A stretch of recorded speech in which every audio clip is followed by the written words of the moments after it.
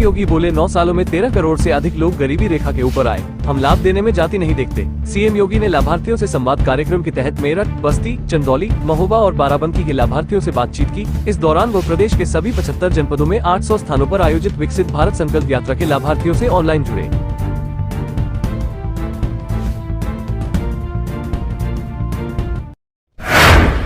अयोध्या में 22 जनवरी को होने जा रहे श्री राम मंदिर के उद्घाटन को लेकर भाजपा और सपा में जुबानी जंग तीखी हो गई। सपा प्रमुख अखिलेश यादव ने अयोध्या जाने के सवाल पर कहा कि अयोध्या में भगवान राम का कार्यक्रम है, मुख्यमंत्री भगवान से बड़े नहीं हो सकते, भगवान जिसे बुलाएंगे वही अयोध्या जा सकेगा। उन्होंने कटाक्ष करते हुए कहा कि भगवान कब किसे बुला ले कोई नहीं जानता।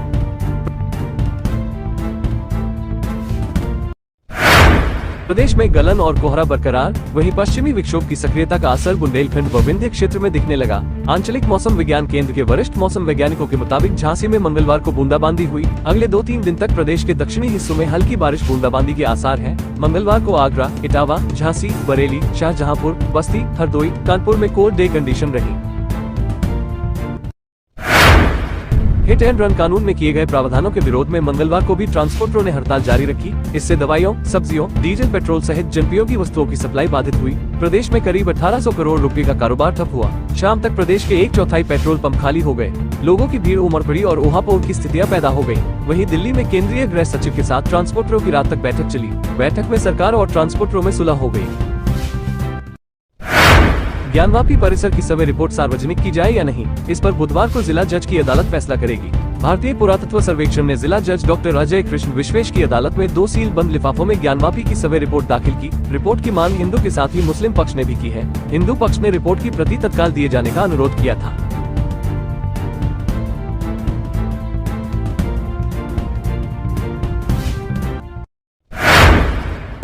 मेरठ के पूर्व विधायक संगीत सोम के खिलाफ चार्जशीट पर सुनवाई आज। विधानसभा चुनाव में पीठासीन अधिकारी को मारे थे थप्पड़। भाजपा के पूर्व विधायक संगीत सोम के खिलाफ दायर चार्जशीट पर बुधवार यानी आज सुनवाई होगी। बताया गया कि संगीत सोम ने विधानसभा चुनाव में पीठासीन अधिकारी को थप्पड़ मारे थे।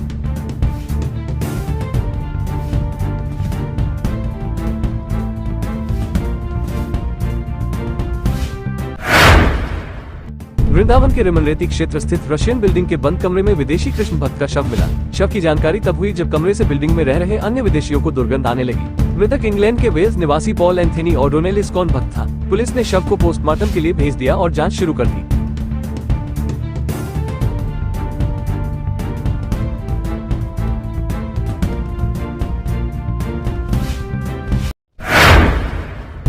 लोक सेवा आयोग के नए कैलेंडर में होगी भर्तियों की भरमार। तिथि पत्र इसी माह जारी करने की तैयारी। इस बार कैलेंडर में बड़ी संख्या में भर्तियों को शामिल करने की तैयारी है। इनमें पीसीएस, एपीएस, आरओ, एआरओ जैसी बड़ी भर्तियां शामिल होंगी।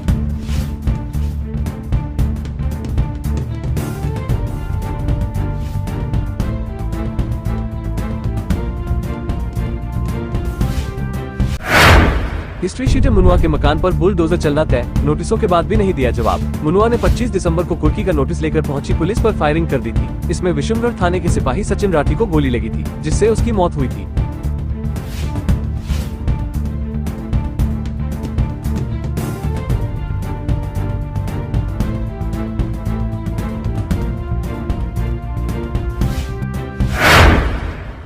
हिट एंड रन कानून को लेकर सरकार का बड़ा ऐलान। हिट एंड रन का नया नियम अभी लागू नहीं होगा। 10 साल की सजा और जुर्माने का प्रावधान लागू नहीं होगा। सरकार और ट्रांसपोर्ट एसोसिएशन की बातचीत के बाद फैसला। ट्रांसपोर्ट एसोसिएशन ने ड्राइवर से काम पर लौटने की अपील की। 24 को विस्तृत चर्चा की।